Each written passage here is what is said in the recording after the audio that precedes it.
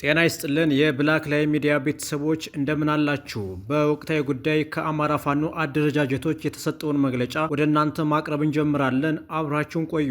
በቁጥቋጦ ስር ማማለያ አማራነትን የከዳው የአፋሕድ ቡድን ከብልጽግና መንግስት ጋር የጀመረው የጓዳ ትብብር ወደ ገሃዳዊ አንድነት ስለመጣ የትግል ጭንብሉን ያውልቅ። ዓለም ከተፈጠረ ዘመን ከተቆጠረ ጀምሮ የአማራ ህዝብ ከሌሎች ኢትዮጵያውያን ወገኖች ጋር በጋራ ሀገረ መንግስት መስርቶ ህዝብን በፍትሐዊነት ድሃ ሳይበድል ፍርድ ሳያጓድል ክብረሰብን ሳያዛንብ ማህበራዊ መስተጋብርን ሳይሸራረፍ የማህበረሰብን ነባር የባህልና የእምነት ተቋማት ሳያጠፋ የማስተዳደር ሚናውን ተወጧል። ፊደል ቀርጾ ቀለም በጥብጦ ብራና ዳምጦ ታሪክን፣ ፍልስፍናን፣ ጥበብን ለሀገር አበርክቷል። ምንም እንኳን በባዕዳን ሴራ የጥፋት በትር ቢመናመንም ጥበበ ዕድን በተቋምነት ይዞ የኖረ አስደናቂ የስነ ህንፃ ትሩፋቶችን ለዓለም ህዝብ ሳይቀር አበርክቷል። ህዝባችን አካባቢ፣ ቋንቋ፣ ባህል፣ ቀለም ሳይለይ በረዥም ዘመን የኖረባቸውን የአኗኗር ድሮችን ማለትም እንደ እቁብ፣ እድር፣ ወንፈል፣ ጅጊ፣ ጋርዮሻዊ የገበያ መቼቶችን የፈጠረ ለዓለም ህዝብ ሁሉ በነፃ የሚቀዳ ማህበራዊ መስተጋብርን አድሏል። ሀገር ሲወረር፣ ሉዓላዊነት ሲደፈር፣ ፍርድ ሲጓደል፣ ነገስታት ከማህበረሰብ እሴትና ስርዓት ሲያፈነግጡ ከዳር እስከ ዳር በኖሩባቸው ስነ ልቦናዊ ስሪቶች ተጋምደው በጀግንነት በአርበኝነት ጠላትን በማሳፈሩ ዳር ድንበሩን በማስከበሩ አፈንጋጮችን በመቅጣትና በማስተካከሉ ሂደት የነበረው ሚናም የታሪክ ድርሳናት ህያው ምስክሮች ናቸው። አሁን ላይ ይህ ሁሉ ሀገራዊ፣ ህዝባዊ፣ ታሪካዊ፣ ባህላዊ፣ እውቀታዊ፣ ጥበባዊ የሀገርን የወል ሀብትና የህዝብ ጋርዮሻዊ ህይወት በብዛት በጸረ አማራና ጸረ ሀገር ኃይሎች ታሪክ ሆኗል። ትናንትን ሲያወሩት ፊልም የሚመስል ግን ቋሚ እውነት ነው። ከልዕልና ታሪካችን ወርደን እንዲህ ውራ የሆንበትን የቀጣፊዎች ሴራ ስናስብ በቁጭት አንጀትን የሚያላውስ ጽኑ ህመም ነው። በተፈጥሮ ድርቅ አንዱ ቀጠና ሲራብ ሌላው የአመት ስንቅ ተሸክሞ ደረቱን እየደቃ ፈጥኖ ደራሽ ማህበረሰባዊ መስተጋብር አውርዶ የሰብዕና ንጥፈት ውስጥ ከቶ የውጣልኝ ፖለቲካን ለፈጠረ ቡድንና ስሁት አስተሳሰብ እግዜር ከፈጠረለት ሲኦል በተጨማሪ አንችልም እንጂ እኛም በምንችለው አቅም ብንፈጥርለት ዕዳ በደል የለበትም። ይህ አስተሳሰብና ቡድን ታሪክን በማዛነፍ ህዝብን በማደናገር ባለሁለት እግር ሰው አከል አራዊቶችን በመፍጠር በአማራና አማራዊ ማንነት ጥላቻ አብዶ በነፃ አውጭነት ስም ተደራጅቶ የሀገሪቱን በትረ ስልጣን ተቆናጦ በህገ መንግስት ከትቦ የተደራጀና በመንግስታዊ አዋጅ ጭምር ማንነት ተኮር የዘር ማጥፋት ድርጊት ወደ መፈጸም ከተሸጋገረ ውሎ አድሯል። የአማራ ህዝብ መላው ኢትዮጵያውያን ወንድሞቻችንም ሆኑ መላው ዓለም እንደሚገነዘበው በጸረ አማራ ኃይሎች የተናበበ መዋቅራዊ መንግስታዊ የዘር መጥፋት ወንጀል እየተፈጸመበት ስለመሆኑ የሰው ልጅ አይደለም እንስሳቱም ጋራ ሸንተረሩም ሳር ቅጠሉም ሳይቀር በአካል መጥቶ ለሚመለከታቸው ምስክርነታቸውን በጋድ ይሰጣሉ። የአማራ ህዝብ እረፍት በሌለው ሁኔታ አብይ አህመድ በተባለ የቤተ መንግስት ጂኒ ፊታውራሪነት እንዲሁም ከስሩ በኮለኮላቸው ወታደራዊና ፖለቲካዊ የሚንቀሳቀሱ አስከሬኖች ሌሊትም ቀንም በጋም ክረምትም ቆላም ደጋም ከቤት ውስጥም ከእርሻ ቦታም ከትምህርት ቤትም ከሕክምና ቦታም ብቻ አማራ የሆኑ ለማይጠረቃ የደም መጣፈጫነት ፍትወቱ በእግረኛና በአየር ኃይል እየታገዘ ያለ እረፍት በመጨፍጨፍ ላይ ይገኛል። የአማራ ፋኖ እንዲህ ያለውን መዋቅራዊ ስርዓታዊ መንግስታዊ የጥፋት አስተሳሰብና ድርጊት ለአንድና ለመጨረሻ ጊዜ ከህዝባችን ከሀገራችን እንዲወገድ ዱሩን መጠለያ አራዊቱን ወገን የዱር ቅጠልና ፍሬውን የዕለት ምግብ አድርጎ በጀግንነት በመፈነን የብልጽግናን ሽብርተኛ ስርዓት በጌብር መፋለም ከጀመረ እነሆ 2 ዓመታትን የተጠጋ ተጋድሎ በማድረግ ላይ ይገኛል። ትግላችን ከጅምሩ የፍትህ፣ የነጻነት፣ የሰብአዊ ክብር የህልውና በመሆኑ አጭር ጊዜ ውስጥ አደረጃጀቱ ሰፍቶ ስልተ መንገዱ ደርጅቶ ለማንም አይበገሬነቱ በሐላል ተገልጦ በተገለጡም በተሰወሩ ልቡሰ ጠላት ኃይሎች ነፋስነትና ጎርፍነት የማይነቃነቅ በአለት ላይ የተመሰረተ ብቻ ሳይሆን ራሱ አለት የሆነ መሆኑን በግብር አሳይተናል። መሞቻ መጥፊያችን ብልጽግናና አስተሳሰቡ እንደሆነ ሁሉ መዳኛ እንዲሁም እንደ ህዝብ መትረፊያችን የጀመርነው የህልውና ትግልን ከዳር ማድረስ ብቻ መሆኑ ሁሉም አርበኛ በውል የሚገነዘበው እውነታ ነው። ስለሆነም ትግላችን ህይወታችን ነው። ትግላችን በጀግንነት ለቆምንለት ዓላማ የተሰዉ ጓዶቻችንን አደራ መጠበቂያ ቃል ኪዳናችን ነው። ትግላችን በአማራዊ ማንነታቸው በከርሰ ምድር በጅምላ በከርሰ አራዊት በአሰቃቂ ሁኔታ ተበልተው የቀሩ ወገኖቻችን አደራ ነው። ትግላችን የክብረሰብ ማንበሪያ፣ የህልውና፣ የፍትህ፣ የነጻነት፣ የእኩልነት ማንገሻ መንገዳችን ነው። ይሁን እንጂ በዚህ ትግል የሚቆምሩ የመዳኛ መንገዳችንን ለማጨናገፍ የሚያሴሩ በሲቪልም በፋኖነት ጭምብልም ተጀቡነው ከከተማ እስከ ጫካ ከመንግስት መዋቅር እስከ አምሳለ ፋኖ አካላት ተቀናጅተው የሚሰሩ ባለልዩ መንግስታዊ ልዑካን ጥቂት የዋሃንን ያታልላሉ። አካሄዳቸውን የሚኮንኑ ሀቀኛ አርበኞችን ደግሞ ከጀርባ እያስመቱ ጭምር አስገድለው ዘመቻ የሚያወጁ ድራማ ደራሚ የትግሉ ስር ቁማርተኞችን ዛሬ በግብራቸውን በስማቸውም ለህዝባችን ለማጋለጥ ግድ ብሎናል። መልከ ጥፉን በስም ይደግፉ እንደሚለው የሀገራችን ሰው የተሸነፈ ስርዓትን በሰርጎ ገብ ከሞት ያተርፉ በሚመስል መልኩ ከስህተታቸው ይመለሳሉ በሚል እድል ሰጠናቸው። በትግል ጓድ ቢልም አቅም በፈቀደ መንገድ አወጋን መከር ቅሉ ድሮም ለትግል ሳይሆን ታጋዮችን በመከፋፈል የህዝባችንን የህልውና ትግል ማንኮላሸት፣ ህዝባችንን ለፈጽሞ ጥፋት አሳልፎ የመስጠት የዘመናችን ይሁዳዊ ተግባር ነው። ከዚህ ባሻገር አስተሳሰቡ በጸረ አማራነት ከበቀለ ቡድን ጋር ስልጣንን ተጋርቶ ትናንትን በውስን የአብን አመራሮች በኩል የተከዳውን አማራነትን በትግል ሜዳችን ውስጥ ተወሽቀው ለመደገፍ የስልጣንና የንዋይ ጥመኝነታቸውን በአደባባይ በደቡባዊ ወሎ የዳውንት ቁጥቋጦ ስር በድርድር ስም አሳይተውናል። የአማራ ህዝብ የህልውና ትግል ውስጥ ተደብቀውና አድፍጠው እያሴሩ ያሉባቸውን የጥፋት እቅዶች በተለያዩ የማህበራዊ ሚዲያ ገጾች ጭምር ሰምተን አብረውን የታገሉት አብረውን የወጡ የወረዱት ለዚህ ትግልን የመሸጫ እቅዳቸው እንደሆነ ስናስብ እጅጉን አሳዝኖናል። የእነዚህም ቡድኖች የጥፋት መንገድ በዚህ ሳያበቃ የጎንዮሽ የጦርነት ትንኮሳ የሚመስል ጅምሮችን ካሳዩን በርካታ ወራቶች ቢቆጠሩም ጉዳዩን በስክነትና በተደጋጋሚ ውይይቶች መፍታት አማራጭ አድርገን ብዙ ደክመናል። በርካቶችንና ሴራውን እያደሩ የተረዱትን ወንድም እህት አርበኞችን በክብር ተቀብለን በየደረጃው በሚገኙ አደረጃጀቶች እያስገባን ትግላችንን መቀጠል ምርጫ የሌለው ጉዳይ አድርገን ቀጥለንበታል። እነዚህ ቡድኖች በታላላቅ ማህበራዊ ደረጃ ላይ የሚገኙ ሽማግሌዎችን ጭምር ሳይቀር በመያዝ የአንድ እንሁን አንድ ባንሆን እንኳ በቀጠናዊ ትስስር የጋራ ጠላት ላይ እናተኩር የሚል አማራጮችን አቅርበን ትናንት በውል ባላወቅነው አሁን ላይ ግን በደንብ በተገለጠው የብልጽግና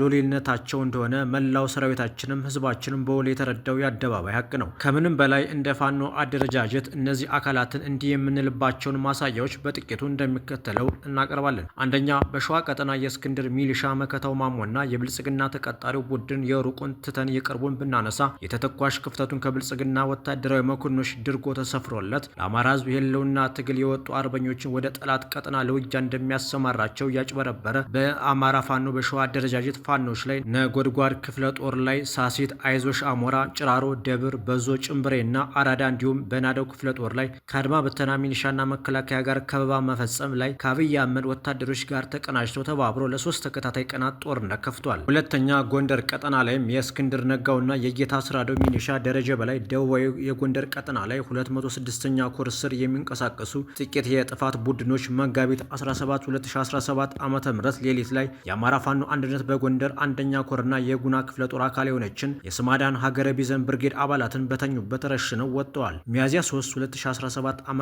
በኢያሱ አባተና ጌታ ስራደ የሴራ ምክር በአንደኛ ኮር ላይ እስቴ አጎና ምድር በጠቅላይ ግዛቱ መግለጫቸውና በደረጀ በላይና ጌታ ስራደ የድምፅ ቅጂ እንዳረጋገጡት ጦርነት ከፍተው በጠላትነት እንደጨፈጨፉን ሳያፍሩ አረጋግጠዋል። በቅርቡ የአማራ ፋኖ አንድነት በጎንደርን ለመቀላቀል ሳይቀር ከወንድሞቹ ጋር ሲመክር የከረመውን ለሰማይ ለመሬት የከበደውን አርበኛ ከፍ ያለው ደሴን ከጀርባው በተተኮሰ ጥይት ተመቶ ሞተ በሚል ሳያስቡት ራሳቸው እንደገደሉት ሳይቀር በጠቅላይ ግዛት እዝ መግለጫቸው በራሳቸው ላይ ፈርደዋል። ቀጥሎ ከሚያዝያ 15 2017 ዓ.ም ጀምሮ ከክልሉ ብልጽግና ኃላፊ ይርጋ ሲሳይና ከደቡብ ጎንደር ብልጽግና ኃላፊው መንበር ቀጥተኛ ትእዛዝ ሎጂስቲክስ አቅራቢነት የብልጽግናን ወንበር አስጠባቂ 23ኛ ክፍለ ጦርን በአጋዥነት ከመኮድ ወታደራዊ ካምፕ ውስጥ በልዩ ትእዛዝ አዝማችነት ብልጽግናና ራሱን አፋድ እያለ የሚጠራው ጋብቻ ከጓዳ ወደ አደባባይ የተገለጠበትን ክንውን አስመልክቶናል። ይህንን ሁሉ ጆሮን ጭው የሚያደርግ ድርጊት መፈጸም የፋኖነት ግብሩ ሊሆን ቀርቶ በትናንትም ታሪካችን ያልነበረ በነገ ታሪካችንም የማይደገም አማራነት የተከዳበት ተግባር መሆኑን ልብ ይሏል። በሌላ በኩል በደንቢያና ቋራ ቀጠና በሌሊት በደፈጣ በሰርጎ ገቦች ጭምር ሳይቀር በአማራ ፋኖ አንድነት በጎንደር ሁለተኛ ኮር ላይ ጦርነቶችን እየከፈተ ይገኛል። አሳፋሪው ነገር በደረጀ በላይ ቀጥተኛ ትእዛዝ በአማራ ፋኖ አንድነት በጎንደር ሁለተኛ ኮር የፋኖ ቤተሰቦችን በጅምላ አስሮ ልጆቻቸው ለእኔ እጃቸውን ይስጡኝ ካልፈለጉም መንግስት ጋር ምህረት ይግቡ ከማለት እስከ 1 ሚሊዮን ብር የመጠየቅ ነውረኛ ተግባር በመፈጸም ለትግላችንም ለአማራ ህዝብ ያላቸውን ጥላቻ በጋድ አረጋግጠውልናል። ሶስተኛ፣ በወሎ ቀጠናም ደግሞ የእስክንድር ነጋ ሚኒሻና የብልጽግና ተከፋይ የኮሎኔል ፈንታው ከፋፋይ ቡድን የአፋድን ከፋፋይነት ጸረ አማራ የትግል መንገድን በውል የተረዱትን ፋኖች በቡድንም በተናጠልም በራሳቸው ጉዳይ ቡድንም ሆነ በተገለጠው ጠላት ጥቆማ በከበባ ውስጥ እያስገቡ የማስጨፍጨፍ ስራ ቀደም ባሉት ጊዜያት የአማራ ፋኖ በወሎ ቤተ አማራ መግለጫ ላይ በግልጽ ተቀምጧል። ወሎ ላይ አደረጃጀቱ የፈረሰበት አፋድ ቅሪቶቹን በዳውንት በኩል ወደ ደቡብ ጎንደር በማስገባት የጥፋት ተልዕኮ አስተባባሪ ሆኖ ተገኝቷል። አራተኛ፣ ጎጃም ቀጠና ላይ ቀደም ብሎ በህዝባዊ ግንባር ጽንስነት የተመታው በእነ ተመስገን ጥሩነህ የሚዘወረውን ማስረሻ ሰጤን ለአፋድ ቀጠናዊ መዋጮ አድርገው ለስድብና ለሚፈልጉት ሀሳዊ የሚዲያ ዲስኩራቸው ሲፈልጉ የሚያወጡት አሻንጉሊት ዳውንት ላይ ጥገኝነት ጠይቆ ተቀምጧል። በአጠቃላይ በአፋድ ስም የሚንቀሳቀሱ በእስክንድር ነጋና ጌታ ስራደ አበጋዝነት የሚዘወሩት የፖለቲካና የጦር አመራሮች አማካኝነት የትግላችንን ጉዞ መቋጫ ከጥቂት ወራት ወደ 40 ዘመናት ለማራዘም የመጨረሻ ያለውን ድብቁን የብልጽግና ጋብቻ ወደ አደባባይ አምጥተው የመጨረሻ ያሉትን ካርድ በመምዘዝ ይፋዊ ጦርነት በየቀጠናው አውጀውብናል። ድርጊቱም ከጸረ አማራ ኃይሉ የአብይ አህመድ ሰራዊት ጋር በሚሊሻነት ደንብ ቅንጅት ፈጥረው ጎን ለጎን መንገድ እየመሩ ተተኳሽና የቡድን መሳሪያ ሎጂስቲኮችን እየተረከቡ መሆኑን በይፋ ስንመለከት ሚኒሻና አድማ ብተና ለህልውና ትግላችን በጠላትነት እንደፈረጅ ነው ሁሉ እነዚህን አካላትና አፋድንም ከዛሬ ጀምሮ የአማራ ህዝብና የህልውና ትግላችን ጠላቶች መሆናቸውን ለህዝባችን በይፋ ማሳወቅ እንፈልጋለን። በሌላ በኩል የእስክንድር ነጋንና የጌታ ስራድን ድብቅ ሴራ የአማራ መንገድ ሳትረዱ መሀል መንገድ ላይ የምትገኙ የፋኖ ሰራዊት አባላትና መሪዎች በየአቅራቢያቸው የሚገኙ ሀቀኛ የፋኖ አደረጃጀቶችን ትቀላቀሉ ዘንድ የመጨረሻ ጥሪያችንን እናስተላልፋለን። የተከበራችሁ በተሳሳተ መንገድ ውስጥ የምትገኙ አርበኛ ጓዶቻችን እስካሁን ለአማራ ህዝብ ለከፈላችሁት የማይተካ ዋጋ እናንተ ለመሳሳታችሁ ተጠያቂዎች አቅደው ያሳሳቷቸው የብልጽግና ሚሊሻ የሆኑት የአፋድ አመራሮች እንጂ እናንተ አይደላችሁም። እናንተ የምትጠየቁት የጸረ አማራውን የእስክንድርን ተንኮል እያወቃችሁ ከተባበራችሁና በአደባባይ የተገለጠውን ብልጽግናዊ ግብራቸውን ከሸፈናችሁ ከተጠያቂነት የማታመልጡ መሆናችሁን አውቃችሁ ከሀቀኛው የትግል መስመር ጋር እንድትወግኑ አንድም አሰላለፋችሁን ታስተካክሉ ዘንድ ጓዳዩ የወንድምነት ጥሪያችን እናቀርብላችኋለን። ህልውናችን በተባበረ ክንዳችን የአማራ ፋኖ በወሎ ቤተ አማራ፣ የአማራ ፋኖ አንድነት በጎንደር፣ የአማራ ፋኖ በጎጃም፣ የአማራ ፋኖ በሸዋ። ሰላም ጤና ይስጥልን የተከበራችሁ አድማጭ ተመልካቾች፣ ዛሬ እንግዲህ አራቱ የፋኖ አደረጃጀቶች በወቅታዊ ጉዳይ ላይ የጋራ መግለጫ አውጥተዋል። በዛሬ ዘመቻ አንድነት 40ኛ ቀን ሚያዝያ 19 ቀን 2017 ዓ.ም አራቱ የፋኖ አደረጃጀቶች የአማራ ፋኖ በወሎ ቤተ አማራ፣ የአማራ ፋኖ አንድነት በጎንደር፣ የአማራ ፋኖ በጎጃምና የአማራ ፋኖ በሸዋ በጋራ ባወጡት በዚሁ መግለጫ ላይ በቁጥቋጦ ስር ማማለያ አማራነትን የከዳው የአፋድ ቡድን ከብልጽግና መንግስት ጋር የጀመረው የጓዳ ትብብር ወደ ጋዳዊ አንድነት ስለመጣ የትግል ጭምብሉን ያውልቅ በሚል ሰፋ ያለ መግለጫ አውጥተዋል። መግለጫው የነሱ ነው ወይ? በመግለጫው ላይ ያላቸው ማብራሪያ ምን ይመስላል? በሚል የአራቱም የፋኖ አደረጃጀቶች ቃል አቀባዮች ለመገናኛ ብዙሃን መግለጫ ለመስጠት ተገኝተዋል። በዚህ መግለጫ ዙሪያ ከአማራ ፋኖ አንድነት በጎንደር ፋኖ ዮሐንስ ንጉሱ ዋና ቃል አቀባይ፣ ከአማራ ፋኖ በጎጃም ፋኖ ማርሸት ፀሐዩ ዋና ቃል አቀባይ፣ እንዲሁም ከአማራ ፋኖ በሸዋ ፋኖ ዶክተር አብደላ አድሪስና ከአማራ ፋኖ በወሎ ቤተ አማራ ፋኖ አበበ ፈንታው በዘመቻ አንድነት 40ኛ ቀንና በመግለጫው ላይ መሰረት አድርገው መግለጫ ሰጥተውናል። በዚህ መግለጫ ላይ የተሳተፉ ኢትዮ 251 ሚዲያ፣ ኤቢሲ ቴሌቪዥን፣ ሮሃ ሚዲያ፣ አሻራ ሚዲያ፣ ብላክ ላዮን ሚዲያ፣ ግሎባል ፋኖ ሚዲያ፣ ጊዮን ሚዲያና ህብር ሬዲዮ ናቸው። በመግለጫው ላይ ከአማራ ፋኖ አንድነት በጎንደር ዋና ቃል አቀባይ ፋኖ ዮሐንስ ንጉሱ ልጀምርና የዚህ መግለጫ ዋና ዓላማ ምንድነው? ይሄን መግለጫ ለማውጣት እስካሁን ለምን ዘገያችሁ? መግለጫውስ እናንተ ነው ወይ? አመሰግናለሁ። በቅድሚያ በዘመቻ አንድነት 40ኛ ቀን በዛሬው ውሎ በጎንደር ግንባር የውጊያ መረጃዎች ስላሉ እነሱን በማስቀደም የሚቀጥለውም ጥያቄን ለመመለስ እሞክራለሁ። ከተጀመረ 40ኛ ቀኑን ባደፈነው የዘመቻ አንድነት በጎንደር ግንባር የአብይ አህመድ ወራሪ ኃይል ላይ ጥቃታችን አጠናክረን የቀጠልንበት ሁኔታ ነው ያለው። በርካታ ሰብአዊና ቁሳዊ ጉዳትም የአገዛዙ ኃይል ላይ ማድረስ የተቻለበት ሁኔታ አለ።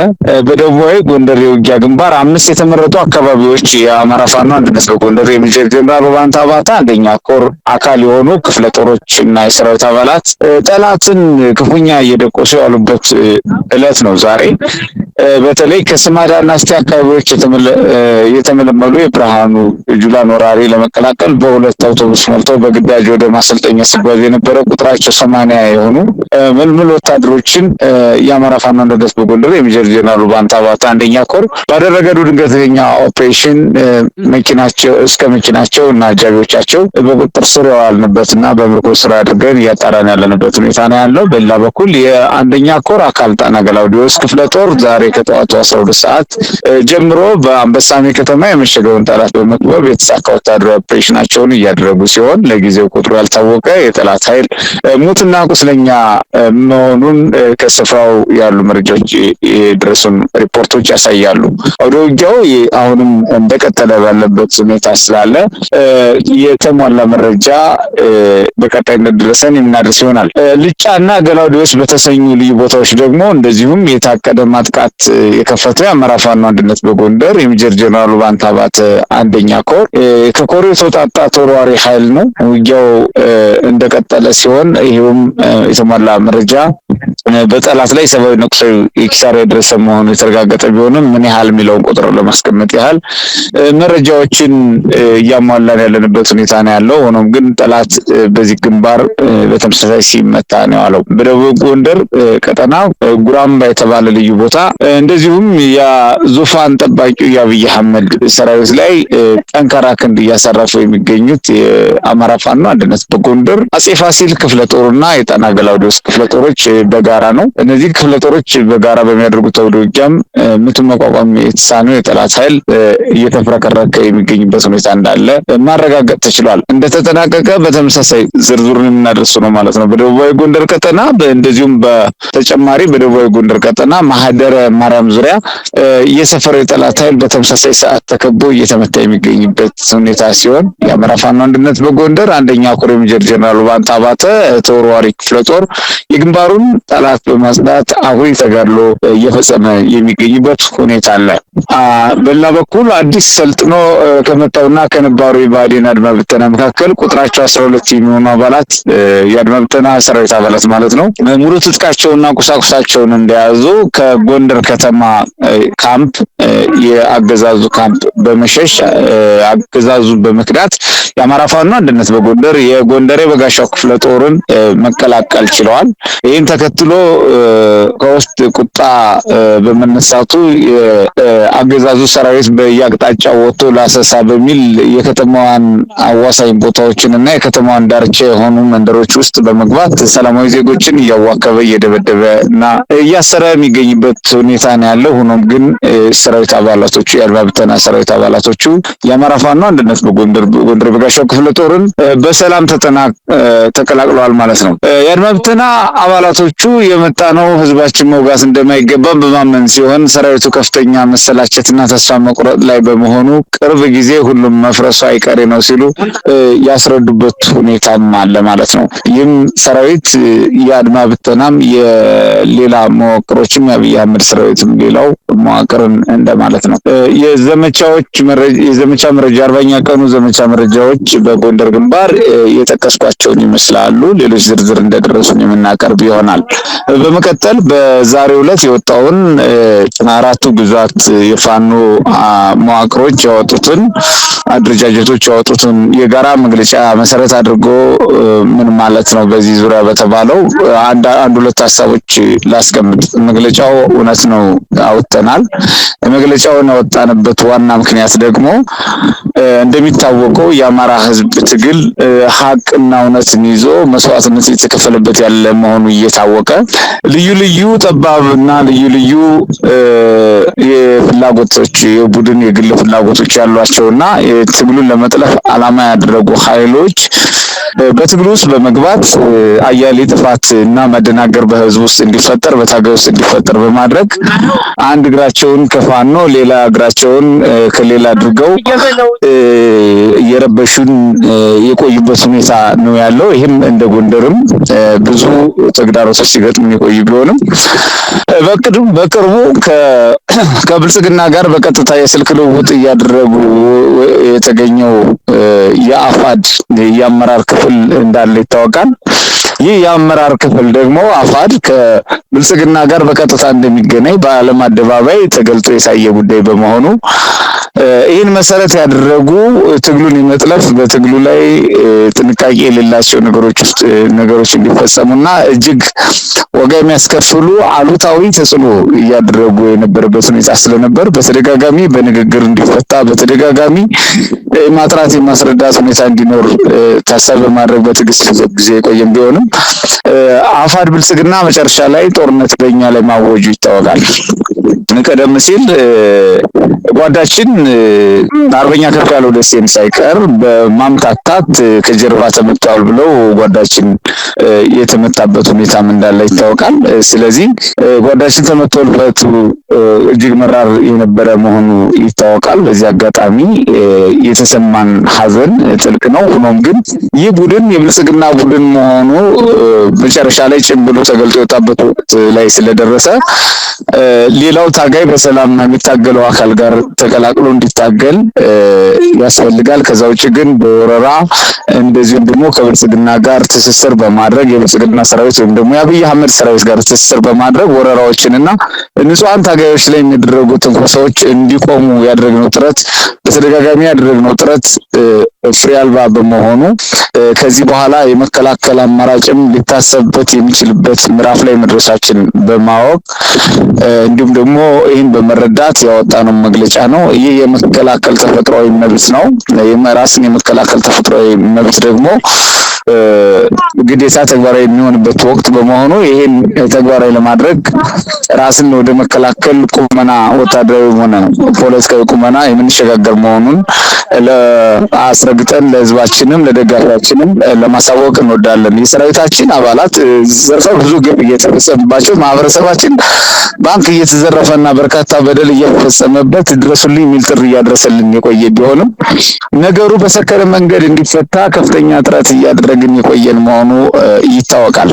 ሆኖም ግን ከዚህ በላይ የሆኑ እጅግ በጣም ሰፋፊ የሆኑ ከብልጽግና ጦር ጋር የተናበበ ግራና ቀኝ መሳ ለመሳ የሚሰለፍበት ሁኔታ በተጨባጭ በመታየቱና ሰራዊታችን ከጀርባ የመውጋት እንቅስቃሴዎች ሂደቶች እንደቀጠሉ መሆኑን ስለተረዳን በእኛ በኩል ራስን የመከላከል ቁመና ላይ እንዲያዝ አንደኛው ይህን አቋም ይዘናል። በተጨማሪነት ደግሞ መላው ደጋፊያችን መላው የትግሉ ቤተሰብ እና የአማራ ትግል የፋኖ ትግል ዳር እንዲደርስ የሚፈልግ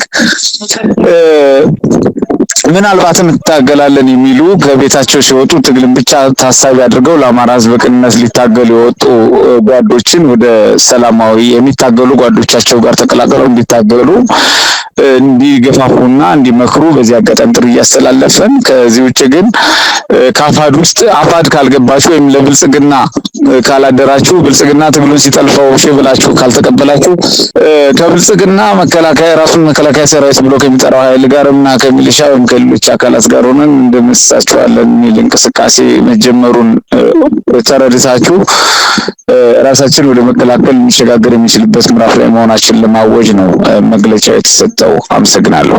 ከልብ አመሰግናለሁ። እንግዲህ ዛሬ በዘመቻ አንድነት 40ኛ ቀን ሚያዝያ 19 ቀን 2017 አራቱ የፋኖ አደረጃጀቶች ያወጡትን መግለጫ እየተከታተሉ ያሉ ሚዲያዎች ኢትዮ 251 ሚዲያ፣ ኤቢሲ ቴሌቪዥን፣ ሮሃ ሚዲያ፣ አሻራ ሚዲያ፣ ብላክ ላዮን ሚዲያ፣ ግሎባል ፋኖ ሚዲያ፣ ጊዮን ሚዲያ እና ህብር ሬዲዮ ናቸው። መግለጫ እየሰጡን ያሉት የአራቱ የፋኖ አደረጃጀቶች ቃል አቀባዮች ናቸው። አሁን የአማራ ፋኖ በወሎ ቤተ አማራ ዘመቻ አንድነት 40ኛ ቀንን በተመለከተ የሚሰጠውን መረጃና መግለጫውን በተመለከተ በተለይም ቀደም ሲል በፋኖ ዮሐንስ በኩል ከአማራ ፋኖ አንድነት በጎንደር የተሰጠውን ማብራሪያ በተጨማሪ ሊሸፈኑ ሊታዩ ይገባሉ የምትላቸውን ማብራሪያዎች እንድትሰጠና በተለይ ደግሞ ይሄ መግለጫ ሲወጣ ፋኖ እርስ በርስ ተጋደለ፣ ይሄው እየተጫረሱ ነው፣ ትግሉ ሊዳከም ነው የሚል በተቃራኒ ወገን ያለው ኃይል ደግሞ ሌላ ከበሮ እየደለቀ ነው። አሁን መግለጫውን መውጣት ተከትሎና አጠቃላይ የፋኖ ትግል ላይ ይሄ እንቅስቃሴ ከመንግስት ጋር ተለጠፈ ያላችሁት ኃይል እንቅስቃሴ ምን ያህል አደጋ ይፈጥራል?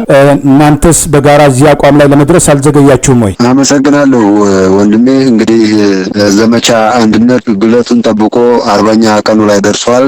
አሁንም የአማራ ፋኖ በወሎ ቤት አማራ በሁሉም የወሎ ቤት አማራ ቀጠናዎችና በአምስቱ ክፍለ ጦሮች እንዲሁም በስሮቻቸው ባሉ በአምስቱ ኮሮችና በስሮቻቸው ባሉ ክፍለ ጦሮች ተጠናክሮ የቀጠለበት ሁኔታ አለ። አውደ ውጊያ የዕለት ተዕለት ተግባራችን ነው።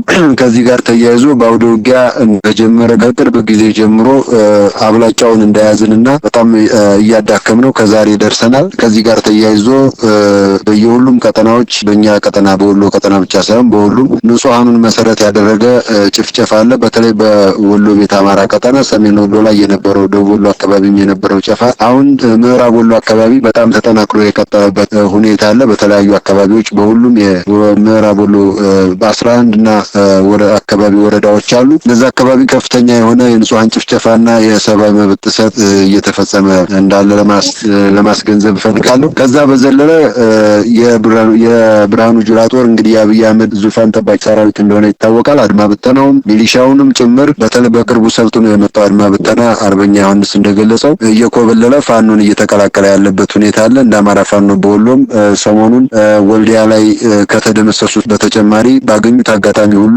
እየኮበለሉ እየመጡ ቁጥራቸው እስከ 20 እየደረሰ ያለበት ሁኔታ አለ በዚህ በቅርብ ጊዜ ማለት ነው። መከላከያም የተለያዩ አሃዶቻችን ላይ እየተቀላቀለ ነው። የአሃዶቹን ስም መጥቀስ ያላስፈለገው በቀጣይ ለምንሰራው ስራ እንቅፋት ስለሚፈጥር ነው። ቦታውንም እንደዚሁ በተመሳሳይ መጥቀሱ ስለማያስፈልግ ነው። የሆነ ሆኖ ግን እየኮበለለ ያለበት ሁኔታ አለ። ከዚህ ጋር ተያይዞ አገዛዙ በተለያዩ ማህበራዊ ክንውን በሚካሄድባቸው አካባቢዎች መስጊድና ቤተክርስቲያን ላይ ሳይቀር ጭምር ወጣቶችን እያፈሰ ያለበት ሁኔታ አለ። እያፈሰ እያሰለጠነ ያመጣል። በምታዩት መልኩ በአድማ ብተናም ይሁን በመከላከያ በሚሊሻ የገባው እየኮበለለ ወደ ፋኖ እየገባ ያለበት መታገል የሚፈልገው መታገል እንዲችል እያደረግን ወደ ግብርና መመለስ ፈልጋለሁ የሚለውን ደግሞ ወደ ግብርናውና ወደ ተለያየ የሙያ መስክ ተመልሶ ህዝቡን እንዲያገለግል በማድረግ አሁንም አጠናክረን የቀጠልንበት ሁኔታ አለ። የሆነ ሆኖ ግን ሰሞኑን በተለይ በሰሜን ወሎና ደቡብ ወሎ እስከ ደሴ ቀጠና አጠቃላይ ምዕራብ ወሎም ጭምር በተለይ ደሴ ኮምቦልቻ አካባቢ በጣም ከፍተኛ የሆነ አፈና አለ። ከዛም ወደ አልታወቀ የአፋር ክልል አካባቢ እየወሰዱ ያሉበት ሁኔታ አለ። ይህም እንዲታወቅልን ነው። አጠቃላይ ያው ውጊያው ተጋድሎ ተጠናክሮ የቀጠለበት ሁኔታ አለ። ሌላው በዛሬው ዕለት አራቱ የአማራ ፋኖ አደረጃጀቶች ራሱን አፋህድ እያለ የሚጠራው የፋኖ እውነተኛ የአማራ ህዝብ የህልውና ተጋድሎ ሜዳው ላይ በመግባት የዘመናት የስልጣን ጥመኞችና የአማራ ህዝብ ቃና እንዳይል የሚፈልጉ ከብልጽግና የሚሆን ካለፉ ስርዓቶች ጋር በመስራት ትግላችንን እያደናቀፉና ህዝባችንን ግራ እያጋቡ ያሉ ኃይሎች ሌላም ፍላጎቶችን አንግበው ከትግሉ ሜዳ ሆነው በርካታ ስራዎችን እየሰሩ ከብልጽግናው የአንድ ቡድን አገዛዝ ጋር እኩል ተሸክመናቸው 2 ዓመት ታግሰን የመጣንበት ሁኔታ አለ። አቅም እያለን ልክ ማስገባት እየቻልን አደብ ማስገዛት እየቻልን ለህዝባችን ስንል አጠቃላይ ደግሞ የአማራን ባህል የኢትዮጵያን ባህል እናወጋ አይመጥንም እርስ በርስ በማለት በከፍተኛ ሁኔታ ችለን የኖርንበት መንገድ አለ። አሁን ትግስቱ አልቆ እንደ ህልውና ታጋይ የዚህን ያክል ትግስት ዋጋ ያስከፍላል። ዋጋው ደግሞ በገንዘብ የሚተመን አይደለም፣ በስልጣን የሚተመን አይደለም።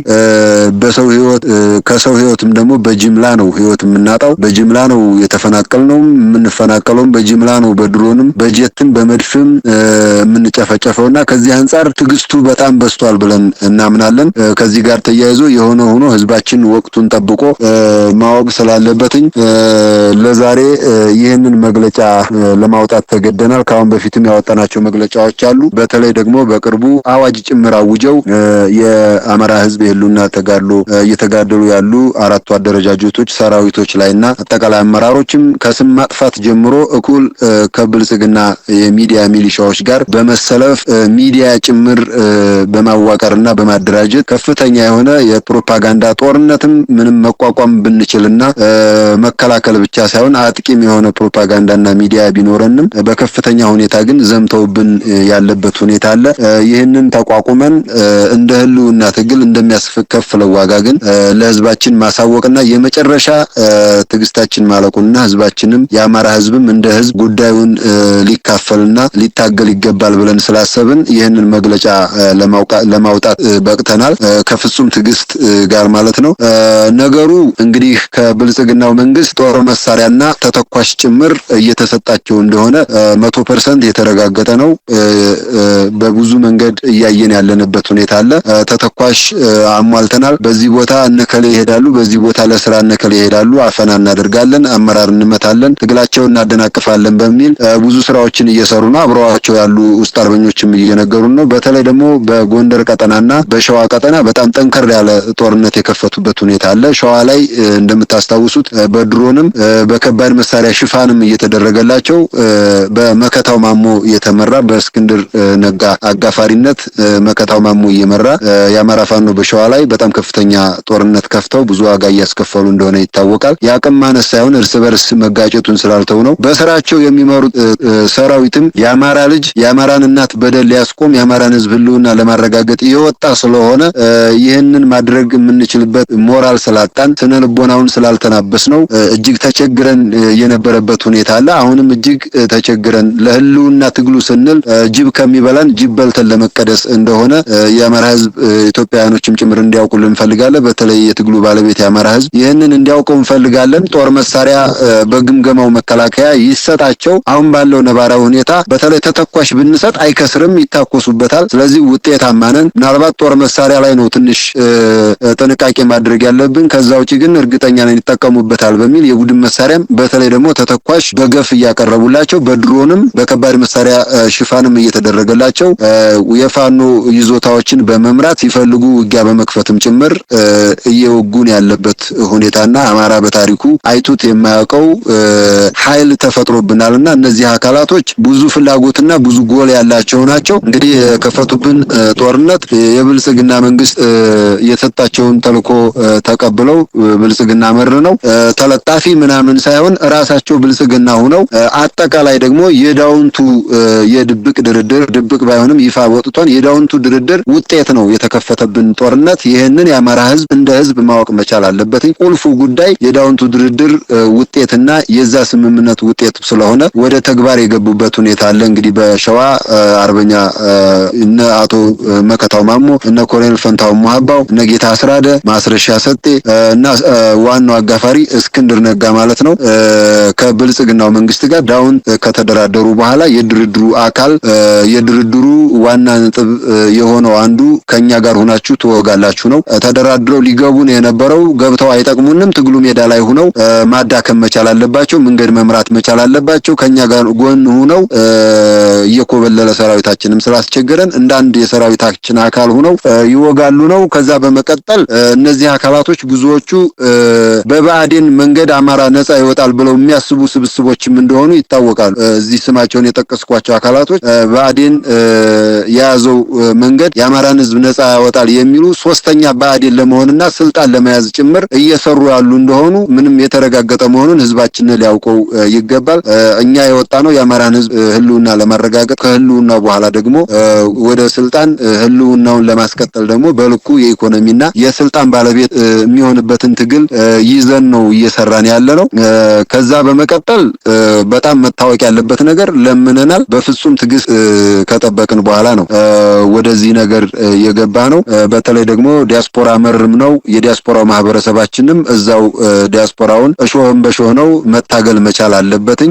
ፌክ ኢትዮጵያኒስቶች ጭምር ይሄኛውን ኃይል እንደ ኢትዮጵያኒስት የማየት እውነተኛ የአማራ ብሔርተኛ ታጋዮችን ብሔርተኛ ሲባል የአማራ ህዝብ ህልውና መረጋገጥ አለበት። የአማራ ህዝብ በሌለበት ስለ ኢትዮጵያ ማውራት አይቻልም። መጀመሪያ አማራ መኖር አለበት ብለን የምናምነው ደግሞ ኢትዮጵያዊ ያልሆን በማስመሰል እነሱ ኢትዮጵያዊ በመምሰል ይህንን ኃይል እየደገፉ ሁሉን አቀፍ ተግባር ውስጥ ተሰማርተው እየሄዱበት ያለበት ሁኔታ አለ። ከዚህ ጋር ተያይዞ እንግዲህ እኛ በዘመቻ አንድነት አራቱ ጠቅላይ ግዛት አደረጃጀቶች በርካታ ወታደራዊ ፖለቲካዊና ዲፕሎማሲያዊ ውጤቶችን ከማስመዝገባችን ጋር ተያይዞ ዘመቻ አንድነት ውስጣችን ውስጥ ሆነው ትግሉ ሜዳ ላይ ሆነው የአማራን ህዝብ እየወጉ ያሉትን ሚዲያዎችንም ሳይቀር የአማራን ህዝብ እንታገልልሃለን እያሉ እየታገሉት ያሉትንም ጭምር ያወቅንበት አጠቃላይ ዋናውን ጠላታችን ብቻ ሳይሆን የውስጥ ጠላትንም ጭምር ፍንትው አድርገን ባሳየንበት በዘመቻ አንድነት እነዚህ ጠላቶቻችን የመጨረሻ መዳረሻቸው ከዳውንቱ ድርድር በኋላ በድርድሩ መሰረት የፋኖን ኃይል ከብልጽግናው መንግስት ጋር ሆኖ ጦር መሳሪያና ተተኳሽ እየተሰጣቸው መውጋት ሆኗል ማለት ነውና ከዚህ ጋር ተያይዞ ህዝባችን ይህንን እውነታ በማወቅ ሁሉን አቀፍ ድጋፍ በማድረግ የሚዋጉበትን አካባቢ ጭምር ደጀን ባለመሆን እንዳይዋጉ በማድረግ ሁሉም በየሃይማኖቱ እነዚህን አካላቶችና ይሄን ኃይል በተለይ ደግሞ ታጋዩ ባገኘው አጋጣሚ ሁሉ ተጠግተንም እንቀበላቸዋለን። የወጡበትን ዓላማ ለአማራ ህዝብ የወጡ ናቸው። ተገደው ያሉበት ሁኔታ አለ። እኛም ይሄንን ለማስተካከልና የአማራ ልጅ በአማራ ልጅ መጥፋት ስለሌለበት በጥቂት ጥቁር ጥላቶች ወይም ባንዳዎች ለአማራ ህዝብ ህልውና የወጡ ወጣቶች ህይወታቸውን ማጣት የለባቸውምና በተገኘው አጋጣሚ ሁሉ ዲያስፖራው ማህበረሰብ በወዳጅ በዘመድ በጓደኛ እየደወለ እነዚህን በስራቸው አድርገው የአማራን ህዝብ እየወጉ ያሉ ወጣቶችን ወደ እውነተኛው ዓላማ መውጣት ይፈልጋሉ ግፊት እንዲያደርግ በአገር ውስጥም ቤተሰብ ልጆቻቸውን ቤተሰቦቻቸውን ከዚህ ድርጊት እንዲቆጠቡና ወጥተው ወደ እውነተኛው አደረጃጀት እንዲገቡ የሚችሉትን ሁሉ ድጋፍ እንዲያደርጉ በአጠቃላይ ከእውነተኛ የአማራ ፋኖ አደረጃጀቶች ጎን በመሆን ይህንን የውስጥ ጠላትና የብልጽግና መንግስት በጋራ የከፈቱብንን ጦርነት ቀልብሰን እውነተኛ ትግላችንን ወደፊት እንድንወስድ የሚል መልእክት አለኝ። አጠቃላይ የመግለጫው ይዘትና ያወጣንበት ምክንያትም ወቅቱን የጠበቀ ነው ብለን እናምናለን። ከዚህ ጊዜ በፊትም መውጣት ነበረበትኝ። ፍጹም የታገስነው ህዝባችንን አጠቃላይ አማራነታችንን አይወክልም፣ አይመጥንም በሚል ስነ ልቦናውን ማዳበር ስለከበደን ነው እርስ በርስ መታቆሱንና አሁን ግን እየወጉን ስለሆነ ለህልውናችን ስንል ጅብ ከሚበላን ጅብ በልተን መቀደስ ስላለብን ወደዚህ ጉዳይ መጥተናልና ይህንን በውስጥም በውጭም ያለው ህዝባችንና መላ ሰራዊታችንም ጭምር እንዲያውቀውና ለውጤቱ ሁሉም ተግቶ እንዲሰራ እንዲታገል የሚል መልእክት አለኝ። አመሰግናለሁ። ከልብ አመሰግናለሁ። ፋኖ አበበ ፈንታው የአማራ ፋኖ በወሎ ቤት አማራ ዋና ቃል አቀባይ። እንግዲህ ሌሎቹም ቃል አቀባዮች አሉ። የአማራ ፋኖ በጎጃም ዋና ቃል አቀባይ ማርሸት ጻዩና የአማራ ፋኖ በሸዋ ዋና ቃል አቀባይ ዶክተር አብደላ ድሪስም መስመር ላይ ይገኛሉ። ፋኖ ማርሸት የመግለጫውን ዋና ዓላማ ከማብራራታችን በፊት በተለይም የዘመቻ አንድነት 40ኛ ቀንን አስታኮ በጎጃም ግንባር ያሉ ወታደራዊ ሁኔታዎች ምንድናቸው? መግለጫውን በጋራ ለማውጣት አልዘገያችሁም ከሚለው ጀምሮ ምናልባት በዚህ አፋድ በተባለው አደረጃጀት ስር ለአማራ ህዝብ እንታገላለን ብለው ወጥተው በተሳሳተ አመለካከትና መሪዎቻቸው ከአገዛዙ ጋር ተለጥፈዋል ባላችሁት ግልጽ መረጃና በመግለጫውን ባነሳችሁት ሁኔታ የተደናገሩ ታጋዮች ትግሉን እንዲቀላቀሉ ያቀረባችሁት ጥሪ አለና ከዚህ አኳያ ማብራሪያ ብትሰጠን። አመሰግናለሁ። ዘመቻ አንድነት 40ኛ ቀን ላይ ነው የምንገኘው። በዘመቻ አንድነት 40ኛ ቀን በስቦ ማስከዳት ሲጀምር በአማራ ፋኖ በጎጃም ቀጠና 9ኛ ክፍለ ጦር አረንዛው ጎንቻ ብርጌድ 10 የጠላት ኃይል ከነሙሉ ስጥቁ የወገን ኃይልን ተቀላቅሏል። በዛሬው ዕለት ዘመቻ አንድነት 40ኛ ቀን ማለት ነው። ሁለተኛ እንደዚሁ 7ኛ አዲስ አለማየሁ ክፍለ ጦር አብራጅት ብርጌድ 10 የጠላት ኃይል እንደዚሁ የወገን ኃይልን ተቀላቅሏል። 9ኛ ክፍለ ጦር እንደዚሁ አባይ ሸለቆ ብርጌድ 4 የጠላት ኃይል ከነሙሉ ስጥቁ አባይ ሸለቆ ብርጌድን ተቀላቅሏል።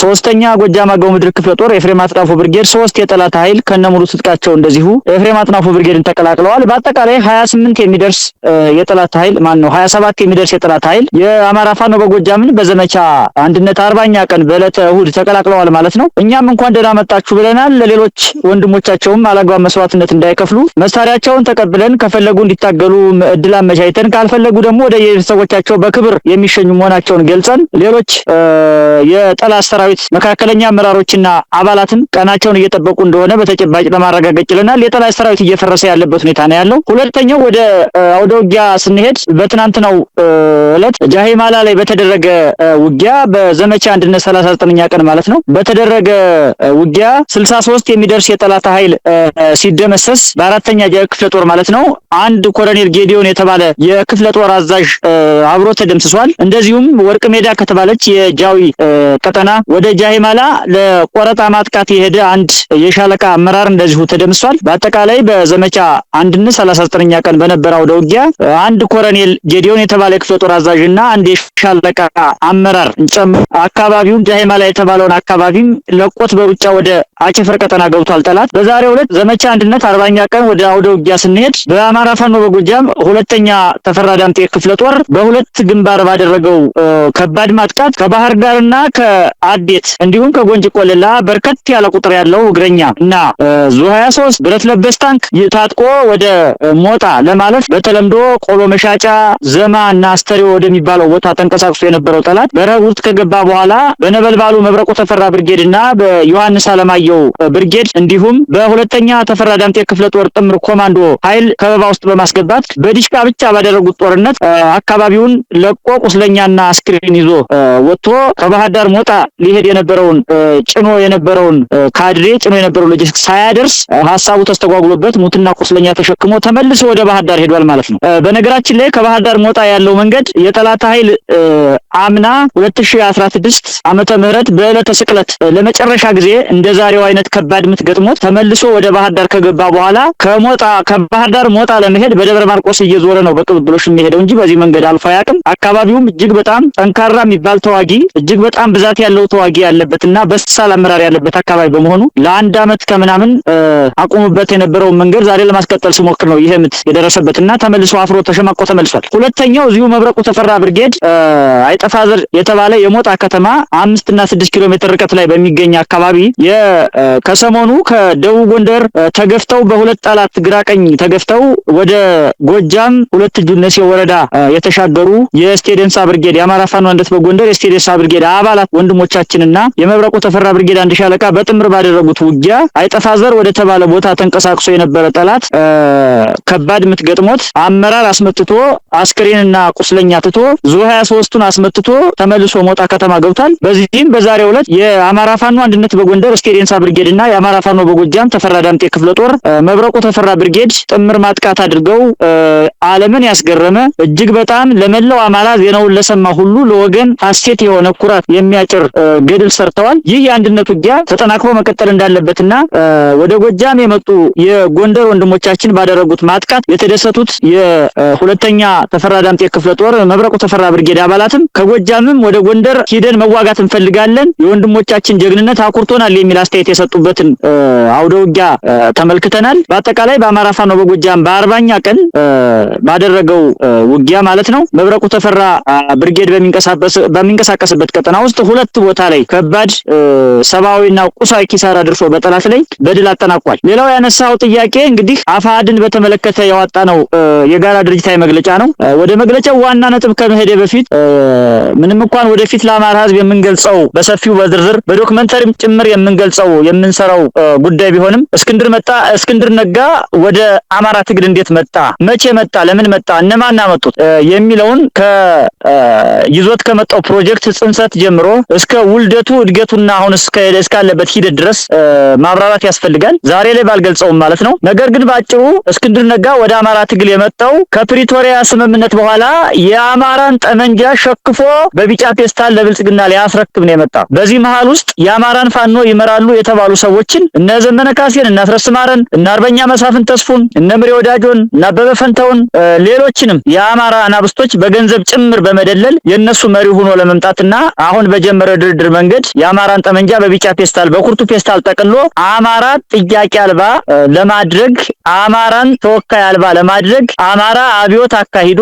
ይህንን ገዳይ ጨፍጫፊ መንግስት እንዳያስወግድ ለማኮላሸት ነበር የመጣው። እኛ እያኮላሸነው ነው። ይህን ቀድሞ የነቃ አማራ እየታገለው ነው። ፈንቅሎ ጥሎታል። አሁን የቀረው በእንጥፍጣፊ ሰዓት ነው። እሱም የመጨረሻውን ጉዳይ እናየዋለን። መጨረሻውን ወደ ዛሬው መግለጫ ስመጣልህ የዚህ ፕሮጀክት ተቀጽላ ሆኖ ከአብዛኛዎች አካባቢ ከማህበረሰቡ ዝነልቦናና ከፖለቲካው ተርታ መገፋቱንና ከዚህ ከአማራ ፖለቲካ ጎራ ውጪ መሆኑን የተረዳው ይህ ሰውዬ በቀጥታ ከፕሮጀክቱ አስጀማሪው አብይ አህመድ ጋር በቀጥታ በሳተላይት ስልክ በመገናኘት የኃይል የሚዲያ የስነልቦናና የሎጂስቲክ ድጋፍ እንዲያገኝ በማድረግ መልሶ ለማንሰራራት ከፍተኛ ጥረት እያደረገ መሆኑ ይታወቃል። ለዚህም በየአካባቢው የተተኳሽና የኃይል ሽፋን እየተደረገለት፣ የስነልቦና ሽፋን እየተደረገለት፣ የፖለቲካ ድጋፍ እየተደረገለት፣ የሚዲያ ጋጋታ ድጋፍ እየተደረገለት፣ የዲፕሎማሲ ጫና እየተደረገለት መልሶ ወደ አማራው ፖለቲካ ሰብሮ እንዲገባ ከፍተኛ ጥረት እየተደረገለት ይገኛል። እኛም ገጥመነዋል፣ ሳንጨርሰው አንተኛም። ስለዚህ የገጠመንን ጠላት አለመጨረስ ደግሞ የአማራ ባህሉ ስላልሆነ ትናንትና እንኳን ያለፈውን እድል አማራ ብናስታውስ የግንቦት ሰባትን አማራዊ ትግል እና አንዳርጋቸው ጽጌ እነ ብርሃኑ ነጋ ቀሙን እያለ የአብንን ትግል እነ በለጠ ሞላ ሸጡብን እያለ የሚያላዝነው አማራ ዛሬ እስክንድር ነጋን በጉያው ተሸክሞ መሄድ ስለሌለበት የኛ የትውልድ ቅርጽ የኛ የትግል አይነት ደግሞ ለየት ያለና በአፈሙዝ ሰው እሳት የተሸከመበት ትግል በመሆኑ ሁላችንም ያለምንም ፍራቻ ያለምንም መሽኮርመም ያለምንም መደባበቅና መሸዋወድ እውነቷን ተነጋግረን ፊት ለፊት ደረታችን ለጥይት ሰጥተን ዓላማችንን ለህዝባችን እየነገር ነው የምንሄደው። ስለዚህ ትናንት ያለፈን የፖለቲካ ጠለፋ ትናንት የመጣብን የደረሰብን በደል ሁሉ ዛሬም መልሰው በታሪክ አረማማዎችና በጥላሸቶች ተቀብቶ በቢጫ ፔስታል ተጠቅሎ ወደማንፈልገው መንገድ መሄድ ስለሌለበት ማንኛውንም ዋጋ ከፍለን ህዝባችንን ነፃ ለማድረግ በዱር በገደል እየተንከራተትን እስካለን ድረስ ይሄንን ድርጅት ማክሰም በኃይልም በውድም በግድም ማክሰም ግዴታችን ነው። እዚህ ላይ መለየት ያለበት ቁልፍ ጉዳይ አለ። የመጀመሪያው ጠመንጃ ይዞ አማራን ነፃ አወጣለሁ ብሎ እየታገለ ያለ የታችኛው አባል በዚህ ጉዳይ በዚህ አስተላልፈ የሚያውቀው ነገር የለም። መካከለኛ አመራርም ሆነው ያለባቸውን የትምህርት የእውቀት የፖለቲካ አረዳድ ክፍተት ተጠቅመው በገንዘብ ደልለው በሐሰተኛ ፕሮፓጋንዳ ደልለው የጎጣ አጀንዳ ውስጥ ወሽቀዋቸው እየተጠቀሙባቸው ያሉ ሰዎች አሉ። ይሄ ጉዳይ እነሱንም አይጨምርም። ስለዚህ ጥሪ ማድረግ የምፈልገው አንደኛ ከታችኛው ከአባሉ ጀምራችሁ ይሄ ጉዳይ ሳይገባችሁ እስክንድር ነጋ ወደ አማራ ፖለቲካ ይዞት የመጣው አማራን መርዝ የመቀባት ፕሮጀክት ሳይገባችሁ በዚህ አስተላልፍ ውስጥ ያላችሁ አባላት በፍጥነት ወደ ህዝባችሁና ወደ አማራ ፋኖ አደረጃጀቶች እንድትቀላቀሉ፣ መካከለኛ አመራር ሆናችሁ ይሄ ትግል ሳይገባችሁ በሳንቲም እየተገዛችሁ ወይም የጎጣ አጀንዳ ውስጥ ተወሽቃችሁ የምትገኙ አማራውያን ወደ ትክክለኛው የፋኖ ወንድሞቻችሁ እንድትመጡ ለማለት ፈልጋለሁ። ሌላው የመጨረሻው ማስረሻ ሰጤን ከደብረ ማርቆስ ዩኒቨርሲቲ፣ ጌታ አስራደር ከሁመራ፣ ኮሎኔል ፈንታውንን እስክንድር ነጋ ሰብስቦ ይህን ጸረ አማራ ፕሮጀክት ሲያሰራቸው ቀጥታ ፕሮጀክቱ የብልጽግናና የብልጽግና ነው። በዚህ መካከል የማልጠቅሰው ሀገር አለ፣ የማልጠቅሰው ድርጅት አለ። እነዚህን ሰዎች አሰባስቦ ተርም ፕላን ሰጥቶ ይሄን ትሰራላችሁ፣ ይሄን በፕላን ኤ ታረጋላችሁ፣ ይሄን በፕላን ቢ ታረጋላችሁ ብሎ የሰጣቸው አለ። ገንዘብ ዶኔት ያደረጋቸው አካል አለ። እየተዋጋን ያለነው ከዚህ ታሪካዊ ጠላታችን ጭምር ስለሆነ የማንፋታቸው መሆኑን ለመግለጽ እንወዳለን። በመላው አማራ የተከፈተው የእስክንድር ጥቃት የአፋር ጥቃት የእያንዳንዱ አማራ ጥቃት መሆኑን ህዝባችን እንዲገነዘብ እንፈልጋለን። ሌላውና የመጨረሻ በዚህ አጋጣሚ ማንሳት የምፈልገው ጉዳይ አማራ በታሪክ አጋጣሚ ትግል በጀመረ ቁጥር አማራ በታሪክ አጋጣሚ መንግስትን ጥሎ አዲስ መንግስት ለመመስረት ከፍተኛ ተጋድሎ ባደረገ ቁጥር አማራ በታሪክ አጋጣሚ ለነጻነቱ ዋጋ በከፈለ ቁጥር በኢትዮጵያዊነት ስም በኢትዮጵያዊነት ጭንብል አማራም ሆነው አማራም ሳይሆኑ እየመጡ በአማራ ፖለቲካ ላይ አናቱ ላይ ፍጥ እያሉ ትግሉን ሲሸጡ የኖሩ ሰዎች አሉ። የኛ ትውልድ ግን ይሄን አይፈቅድም። ማንም ዓለም ላይ የፈለገ ኃያል ገናና ነው ይችላል። የእውቀት የጥበብ የፍልስፍና ባለቤት ነው ሊል ይችላል። ይሄን ትውልድ ጠልፎ ይሄ ትውልድ ወዳልተፈለገበት መንገድ እንዲሄድ ማድረግ አይቻልም። በፍጹም አይቻልም። ማንም አይችልም። ታይተንበት ተፈትነንበት ተሞክረንበት ያለፍነው ጉዳይ ነው። ትናንትና እነ እስክንድር ከፍተኛ $1,000,000 በማምጣት ወንድሞቻችንን መሪዎቻችንን ሳይቀር ጠልፈው ወስደው ለማበላሸት ለማክሰም የሄዱበትን ርቀት ፈነቃቅለን ነው እዚህ ያደረስነው። ስለዚህ ነገም ከነገ ወዲያም ይሄን መፈነቃቀላችን እንጨርሳለን። እውነተኛ አማራ ብቻ በዚህ ትግል ዋጋ የከፈለ የትግሉን ጥልቀት ግዝፈት የተረዳ የተከፈለውን መስዋዕትነት የተረዳ አማራ ብቻ ይሄን ህዝብ ወክሎ መሪ ይሆናል። አማራ የሚመሰረተው ድርጅት ደግሞ መጪው ትውልድ ዘላለማዊ ማኒፌስቶ ቀርጾ የሚታገልበት መላው አማራ ዋጋ እየከፈለበት ያለ ትግል እንጂ የአንድ ሰሞን ተርም ብልጽግና ስለወደቀ ብቻ ቤታችን የምንገባበት ትግል እንዳልሆነ እንዲታወቅ እንፈልጋለን። አላማችን ብልጽግናን ከመጣል ባሻገር ነው። ህዝባችን ላይ አማራው ላይ የምናስተካክለው የፖለቲካ ስሪት አለ። የምናስተካክለው ብዙ ሚሊዮን እልቆቢስ ነገር አለ። ሀገሪቱ ላይ የምናስተካክለው ተረክ አለ። ለዚህ አሁን ነው እየተፋለምን ዋጋ እየከፈልን እየደማን ያለ ነው እየሞትን ያለ ነው እንጂ ማንም መጥቶ ፖለቲካውን ሸቅጦበት በሆነ ጊዜ ላይ እንዲራመድበት አንፈቅድም። ስለዚህ አፋሕድ በእኛ ህዝብ ላይ የከፈተውን ጦርነት ለመቀልበስ ማንኛውንም ዋጋ ለመክፈል መዘጋጀታችንን ለመግለጽ ነው ይሄን መግለጫ ያወጣ ነው። አመሰግናለሁ። ከልብ አመሰግናለሁ ፋኖ ማርሸት። አሁን እንግዲህ የአራቱ የፋኖ አደረጃጀቶች ያወጡትን መግለጫና በሸዋ አካባቢ ያለውን ወታደራዊ እንቅስቃሴ በተመለከተ የአማራ ፋኖ በሸዋ ዋና ቃል አቀባይ ፋኖ ዶክተር አብደላ እድሪስ ማብራሪያ ይስጠናል። በዚህ መግለጫ እንግዲህ በዋናነት አፋሕድ ችግር እየፈጠረና የጎንዮሽ ውጊያ ከጀመረባቸው አካባቢዎች አንዱ እንደ ጎንደር ሁሉ ሸዋም ነውና ባለው ተጨባጭ ሁኔታ ምን ይመስላል? በዚህ ይሄን መግለጫ ለማውጣት አልዘገያችሁም ወይ? እንግዲህ ሽምግልና ረግጦ ከመውጣት ጀምሮ የነበሩ ሲገለጹ የነበሩ ጉዳዮች አሉና መግለጫው ለናንተ አሁን በዚህ መግለጫ ማስተላለፍ የፈለጋችሁት መልእክትና በተጨባጭ አሁን ሸዋ ያለው ሁኔታ ምን ይመስላል? አመሰግናለሁ። ተንተም እንግዲህ ከወታደራዊ እንቅስቃሴ አኳያ አገዛዙ ያው ከሁሉም አቅጣጫ በምንጃር ቀጠናም በይፋትም በተጉለትም በጅሩና መራቤቴም በሁሉም ቀጠና አለኝ የሚለውን ኃይል ሁሉ በማንቀሳቀስ በተለይም በምንጃር ከሰም ቀጠና ያለ የሌላ ኃይሉን በማንቀሳቀስ የአማራ ፋኖ በሸዋ ለመደምሰስ በከፍተኛ ደረጃ እንቅስቃሴ እያደረገ እንደሆነ በተለያየ ሲገለጽ ቆይቷል። እዛ ላይ ብዙ ጊዜ ማጥፋት አልፈልግም። ብዙዎች ወንድሞችም ስላሉት የዛው ተቀጽላ ነው። ምናልባት የቦታ መጥቀስ ካልሆነ ተመሳሳይነት ስላለው ጊዜ ማጥፋት አልፈልግም። እዚህ ከመግለጫው ጋር በተያያዘ ትኩረት ሰጥቼ ሀሳብ መስጠት እና ጊዜን ለመጠቀም ያስችል ዘንድ ወደዚህ ቢገባ ይሻላል ብዬ ስለማምን ነው። እንግዲህ የዚህ ከአፋሕድ ጋር የተያያዘ ነገር ቅድም ሲነሳ በጥምረት የተባለው ውህድ በሚል ቢስተካከል ደስ ይለኛል። አፋሕድ በብልጽግና ውህድ በሚለው ቢስተካከል መልካም ነው ብዬ ስለማምን ስለዚህ በዚህ ደረጃ ቢያዝላለሁ። ከዛ ባሻገር እንግዲህ ከአፋሕድ ሸዋ ቅርንጫፍ ጋራ ከዚህ በፊት 17 ቀን ያክል ድርድር ተቀምጠን ስለነበር ምናልባት ያንንም በተመለከተ ከተለያየ የሚዲያ አካላት ጥያቄዎች ሲቀርቡ ምንም አይነት ማብራሪያ አልሰጠንም። እኔም በግሌ እንደ አንድ ፒአር መስጠት አልፈለኩም። እንደውም ሲነሱም ሸሻቸው ነበር ጥያቄዎቹን። ምናልባትም ይሄ ሲደረግ የነበረው ምንድነው ለሸዋ አንድነት የሸዋ አንድነት ወሳኝ ነው። በጣም ሴንሲቲቭ ነው። ኤሪያውም ስትራቴጂካዊ አቀማመጡም በተለይም ለአማራ አንድነትም ሚዛን የሚደፋ በመሆኑ የድርድሩን ሂደትም ይሁን ሌሎች ጉዳዮችን ከማንሳትና ሚዲያ ላይ ከማጮህ ተቆጥበን የቆይንበት ሁኔታ አለ። የሆነ ሆኖ እንግዲህ እሱን በቀጣይ በዝርዝር ቃለ ጉባኤውን ጭምር የምናወጣና ለህዝቡ የምናደርግ ነው የሚሆነው። ከዛ ባሻገር ግን አሁን ከዚህ በኋላ ይህንን ሀሳብ ከተሰጠ በኋላ ስለ አንድነት ስለ አንድ ሁኑ ምናምን ብሎ የሚያለቅስ ሰው ካለ በእሱ ላይ ብዙ ኃላፊነት አንወስድም። ምክንያቱም ጀስት ውህድ ስለሆነ ውህድ ማለት እንግዲህ ልክ እንደ ሚሊሻው እንደ አድማ በታኙ ምናምን ስለሆነ እሱ ላይ ብዙ ማለት አልፈልግም። ወደ እውነቱ ስመለስ እንግዲህ ከአለፈው መጋቢት 30 ጀምሮ አፋሕድ በአማራ ፋኖ በሸዋ ላይ ከ7 ጊዜ በላይ መደበኛ ውጊያ አካሂዷል። በጣም በውጊያ ሂደቱም ብዙ አሳዛኝ ልብ የሚሰብር የማህበረሰብን የሚያሳዝን ድርጊቶች ተፈጽመው አይተናል። ምናልባት ይህንን በማስረጃ እናቀርባቸውና ፍላጎቱ ያለው ሰው አካባቢውን ሄዶ መረጃ መስጠት ስለሚችል አካባቢውንም በደንብ ብሪፍ ለማድረግ ሞክራለሁ። እንግዲህ የመጀመሪያው ሁነት የተፈጸመው እዚህ የሽምግልና ወይም ድርድር ሂደት ከተጠናቀቀ በኋላ ባለመስማማት የመጀመሪያው ጦርነት የተከፈተው መጋቢት 30 በሁለት ቦታዎች ነው። ይሄም እንግዲህ አንደኛው ከደብረ ብርሃን አጼ ዘርዓ ያዕቆብ ክፍለ ከተማ ጎሸባዶ ቀበሌ ከሚባል በ12 ኪሎ ሜትር ርቀት ላይ ግፍት በሚባል የምትባል የገጠር ከተማ ቀበሌ ላይ እሷ ላይ ተካሂዷል። ሁለተኛው እዛው በእቴጌ ጣይቱ ክፍለ ከተማ ደብረ ብርሃን ከተማ አስተዳደር ማለት ነው በ14 ኪሎ ሜትር ርቀት ላይ በዞ የምትባል ቦታ ላይ እንደዚሁ ጥቃት ተሰንዝሯል። ምናልባትም እንግዲህ እዚህ የነበረው በሁለቱ ከተሞች ላይ ወይም የገጠር ቀበሌዎች ላይ የአማራ ፋኖ በሸዋ ነጎድጓድ ክፍለ ጦር የተለያዩ ብርጌዶች ነበሩ። አንበሳውና መብረቁ ብርጌዶች በተመሳሳይ ቀን በተመሳሳይ ሰዓት ነው ተኩስ የተከፈተብን።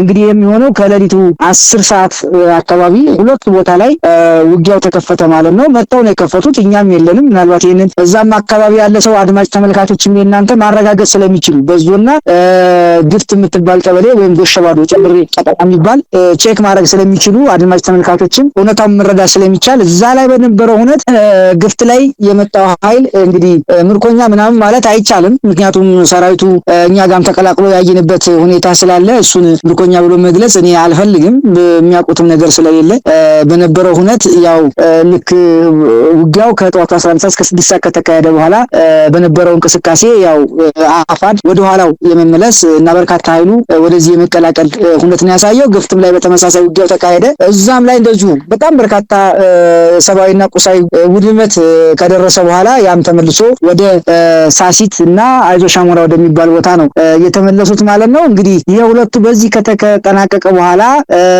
ኦልሞስት አንድ ሳምንት አካባቢ ይመስለኛል ከቆየ በኋላ ነው እንግዲህ ዋናው ሌላኛው እንቅስቃሴ የተደረገው። ከዛም በነበረው ሁኔታ ወደ ኋላ ስለነበር የተለያዩ ከተሞች ላይ የኛ ኃይል ነበር። እዚህሱም እንግዲህ ባዶ ክፍት ቦታዎች ስለነበሩ አይዞ ሻሞራ፣ መሃል አምባና አዲስ የሚባሉ ቀበሌዎች አሉ። እነሱም ከደብረ ብርሃን ወደ 22 ኪሎ ሜትር ርቀት አካባቢ እና ከ18 እስከ 22 ኪሎ ሜትር ሶስት ቀበሌዎች በተከታታይ ያሉበት ነው። እዛም ላይ እንግዲህ ያለ የሌለ ኃይሉን ይዞ እንቅስቃሴ ተደረገ። እዛ ላይም ሰፋ ያለው ጦርነት ከተካሄደ በኋላ አሳዛኙ ነገር የተፈጸመው ምንድነው?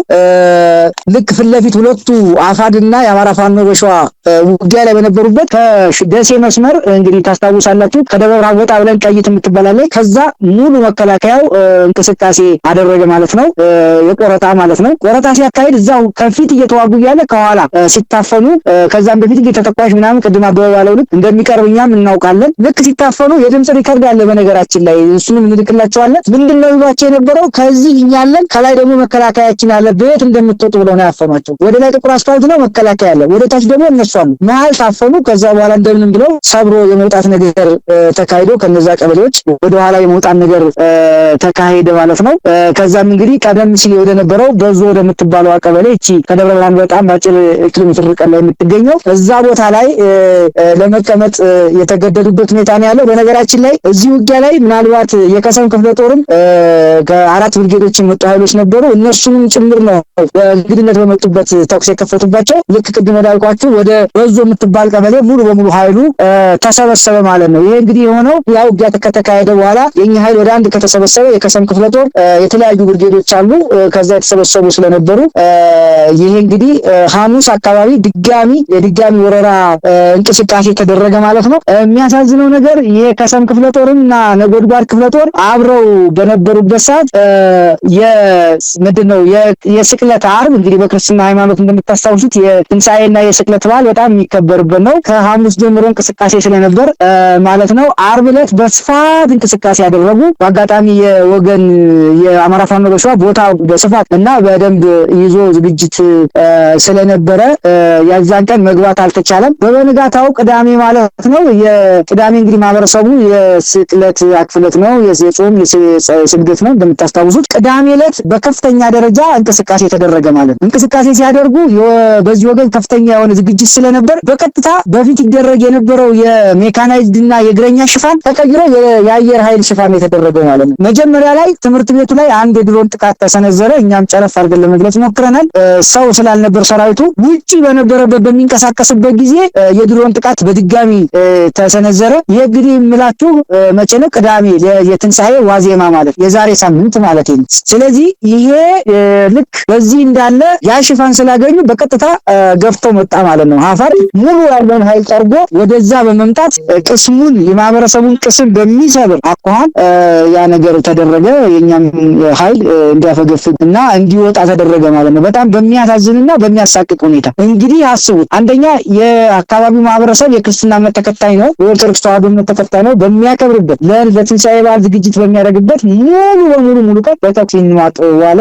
የወገን ኃይልም ቅድም ባልኳችሁ ወደ ቀደም ሲል ተለቆ ወደ ነበረው ወደ ጭምብሬና ግፍ እንዲያፈገፍግ ተደረገ ማለት ነው። በአፋር ብቻ አይደለም፣ በጋራ ነው። በውህድ ጦሩ አማካኝነት የአማራ ፋኖ በሸዋ ላይ እንዲህ አይነት ጥቃት ተሰነዘረ። ይሄ አሁን ዝም ብሎ ለማለት እንደው ስም ለማጥፋት ምናምን አይደለም። ይሄን በቀጥታ እዛ አካባቢ ያሉ ቀበሌዎችን በዞ፣ ዘንደጉር፣ አይዞሻሞራ፣ መሃላምባ እና ደብረ ብርሃን ጭምር ያለ ማህበረሰብ ማረጋገጥ ቻለ። በዚህ ሂደት ውስጥ አስክሬን እንኳን ሳያርፍ በአገዛዙ ተገን ባደረገ በአፋር ህይወት እንዲከፈል ተደረገ ማለት ነው። ይሄ እንግዲህ ወደ አራተኛ ዙር ማለት ነው። ከዛም ወደ ጭምብሬና ግፍት ከሄዱ በኋላ በድጋሚ እንደዛውም በቃ ማጥፋት አለብን በሚል እንቅስቃሴ ተደረገ። አሁንም እዛ ላይ በነበረበት እንዲሁ የናደው ክፍለ ጦር አካላት ወደዛ ተጠግተው ስለነበር ምንድነው ከደነባና ከጅሩ እንዲሁ ያገዛዙ ኃይል እንቅስቃሴ ሲያደርግ የነጎድጓድና አሁንም የናደው ክፍለ ጦር በነበሩበት በተለይም ይሄን እንቅስቃሴ አድርገው ወደኛ ወደ ወገን እዛ ባለበት አሁንም ድጋሚ ለዛው ቦታ ላይ ደግሞ በመጣል አሁንም ሌላ ሽፋን በማግኘት ያንንም ቦታ እንዲለቅ ተደረገ። በቀጥታ አሁን እየሆነ ያለው ምንድነው የሜካናይዝድ ወይ የእግረኛ ሳይሆን ሽፋን እየተደረገ ያለው ለአፋር በቀጥታ ምንድነው የሆነ ያለው የአየር ኃይል ሽፋን ነገር ተሰጠ ያለው ማለት ነው። ሁለቱ እየተናበቡ ሳይሆን ውህድ ኃይሉ ተናቦ የአማራን ህዝብ ለማጥፋት እየሄደ ያለበት ነው። ይህ እንግዲህ ምንድነው በግልጽ ለመነጋገር ምንድነው ዳውንት ዲክሌሬሽን አፈጻጸም ነው ማለት ነው። ያ እዛ ውጤት ደረጃ ምንድነው በስምምነት ደረጃ የነበረው የተተኳሽ የምናምን ሽፋን እንደተጠበቀ ሆኖ ምንድነው እቅዳቸው ከተቻለ የአማራ ብሔርተኝነት ለአገዛዙ ስለማይመች ይሄ ቡድን ደግሞ በተለይም በወሎና በጎጃም አካባቢ የተዳከመ በመሆኑ ሸዋ ላይ ያለውን የአማራ ብሔርተኝነት መስበር ከተቻለ ሸዋ የሁሉም መግቢያ ነው መከላከል ይቻላል በሚል በነበረው ሁኔታ ክልሉን ኦፈር እስከማድረግ ድረስ ብልጽግና የደረሰበት ሁኔታ አለ። አፋድ ይህንን በመጠቀም በሸዋ ህዝብ ላይ እንዲህ አይነት አስጸያፊ ነገር እየፈጸመ ያለበት ሁኔታ አለ። አፋድ ከብልጽግና ጋር ተዋህዶ ይህን እያደረገ ያለበት ሁኔታ ነው ያለው። በሌላ መንገድ ይሄ ነገር ሲደረግ በደንብ ታስቦበት ነው ማለት ነው። ምንድነው እሱ ሌላው ጋር ባይኖር እንኳን ሸዋ ላይ ይሄን መያዝ ከተቻለ መደራደር ይችላል የሚል ቀቢጸ ተስፋ ስላለ እንዲያውም ይህን ሰሞን ምንድነው እየተባለ ያለው ጠፍተዋል፣ አልቀዋል፣ ተበትኗል፣ ነፃ ሆኗል የሚል ማህበረሰብ የማወናበድ እልፍ ሲልም እኛም ከሚዲያ ጠፋ ብለን ስለነበር ይሄን ያህል ሚሊዮን ብር ይዘው ተሰወሩ ጠፉ የሚል የተሳሳተ ውሸት እንትና ክፍለ ጦር ተበተነ እንትና ክፍለ ጦር ተበተነ የሚል የሐሰት ዲስኩር እያሰሙ ያሉበት ሁኔታ ነው ያለው። እንደ አጠቃላይ ሲወሰድ ግን አፋር ከከተማ ከአዲስ አበባ ወይም ከዞን ከተሞች ውጭ ያለ የአገዛዙ ጉዳይ አስፈጻሚ እንደሆነ በግልጽ ታይቷል። ይሄ ማለት ግን ሰራዊቱ አሁንም በግልጽ ለመናገር እንዲህ አይነት ጣጣ ውስጥ የገባ ሰራዊት ነው። የሚያውቀው ነገር የለም። በግልጽ አረጋግጠናል። ጥቂት ከ20 ከ30 የማይበልጡ አመራሮች በአፋር ተጠልፈው ሰራዊቱ በማያውቀው ሁኔታ ወንድሙ ላይ ያስተኮሱ እንቢ ያለው ጭምር አልተኩስም ያለውን በመረሸድ ከኋላ ሌላ ኃይል በማሰለፍ በርካታ ኃይሉ እየተበታተነ ትግሉን እያቆመ ተስፋ እየቆረጠ የሄደበት ሁኔታ ነው ያለው። እንደ አጠቃላይ ሲታይ ግን አፋር በእስክንድር ነጋ የሚመራው አፋር ማለት ነው ከብልጽግና ጋራ በውህደት እየሰሩ እንደሆነ ይህንን የአማራ ህዝብም ሊያውቅ ይገባል። በሌላ መንገድ ይሄ ስለ አንድነት እንዲህ ነው የሚል መቀበጣጠር ከዚህ በኋላ የምናስተናግድበት ጊዜ የለም። አንድነት ከተባለ ልክ ከሚሊሻው ካድማ ብተናው እንደመሆን ያክል ስለሚቆጠር ነው የሚታየው። በሌላ መንገድ በእነሱ ወገን የሚሰነዘረው ሳይታይ ብአዴን ምናምን ይላሉ። ብአዴኑ ማን ነው ብሎ ደግሞ ህዝቡ መጠየቅ መቻል አለበት። ድሮን ለምንድነው እነሱ ላይ ድሮን የማይተኮሰው? ምንድነው ከተሬ ተነስተው ምንድነው ስንት ወረዳ ላይ መከላከያ ያለ ያልተኮሱትን ተኩስ እኛ ላይ ነው የሚያዘንቡት። ተተኳሽ እንደሚቀርብላቸው ህዝቡ ያውቃል። እኛን በዚህ ደረጃ እንዳረጉ ህዝቡ እያወቀ ድጋሚ አሁን እንደዚህ ህዝብን ለማጭበረር የሚደረግ ነገር ተቀባይነት አይኖረውም። ህዝባችንን በዚህ ደረጃ ዝግጅት እንዲያደርግ መግለጽ እፈልጋለሁ። በእርግጥ ሁሉንም ነገር አውቋል። ማህበረሰቡ ይሄንን ነገር መረዳት መቻል አለበት። በተለይ የዲያስፖራው ማህበረሰብ ይሄንን ነገር በግልጽ ማወቅ አለበት። ይሄ ስለተባለ ሳይሆን የጠቀስኳቸው ቦታዎች አሁን 6-7 ጊዜ ውጊያ የተካሄደባቸው ማህበረሰቡ ጋር በመደወል ቤተሰብ ያለው ስለሚኖር በግልጽ ማጣራት ይቻላል ማለት ነው። ከዛ ውጪ የዚህ አንድነት የድርድር ውጤቱን በተመለከተ በዝርዝር ቃለ ጉባኤውን ጭምር በማውጣት ለህዝባችን ይፋ የምናደርግ ነው የሚሆነው። እንዳጠቃላይ ይሄን ነው ማለት የምችለው። አመሰግናለሁ። ረጅም ጊዜ ተጠቀምኩ መሰለኝ። ከልብ አመሰግናለሁ ፋኖ ዶክተር አብደላ ድሪስ። እንግዲህ አራቱ የፋኖ አደረጃጀቶች በወቅታዊ ጉዳይ ዛሬ ሚያዝያ 19 ቀን 2017 በቁጥቋጦ ስር ማማ ላይ አማራነትን የከዳ የቀዳው የአፋድ ቡድን ከብልጽግና መንግስት ጋር የጀመረው የኋላ ትብብር ወደ ጋዳዊ አንድነት ስለመጣ የትግል ጭምብሉን ያውልቅ በሚል ሰፋ ያለ መግለጫ ሰጥቷል። በዚህ መግለጫ ዙሪያ ከአማራ ፋኖ አንድነት በጎንደር ፋኖ ዮሐንስ ንጉሱ ዋና ቃል አቀባይ፣ ከአማራ ፋኖ በጎጃም ፋኖ ማርሸት ፀሐዩ ዋና ቃል አቀባይ እንዲሁም ከአማራ ፋኖ በሸዋ ፋኖ ዶክተር አብደላ አድሪስና ከአማራ ፋኖ በወሎ ቤተ አማራ ፋኖ አበበ ፈንታው በዘመቻ አንድነት 40ኛ ቀንና በመግለጫው ላይ መሰረት አድርገው መግለጫ ሰጥተውናል። ለሰጣችሁን ማብራሪያ ከልብ አመሰግናለሁ። እሺ እኛም እናመሰግናለን። በዚህ መግለጫ ላይ የተሳተፉ ኢትዮ 251 ሚዲያ፣ ኤቢሲ ቴሌቪዥን፣ ሮሃ ሚዲያ፣ አሻራ ሚዲያ፣ ብላክ ላዮን ሚዲያ፣ ግሎባል ፋኖ ሚዲያ፣ ጊዮን ሚዲያ እና ህብር ሬዲዮ ናቸው። ስታደምጡ ስትመለከቱ ለቆያችሁ ምስጋናችን ይድረሳችሁ።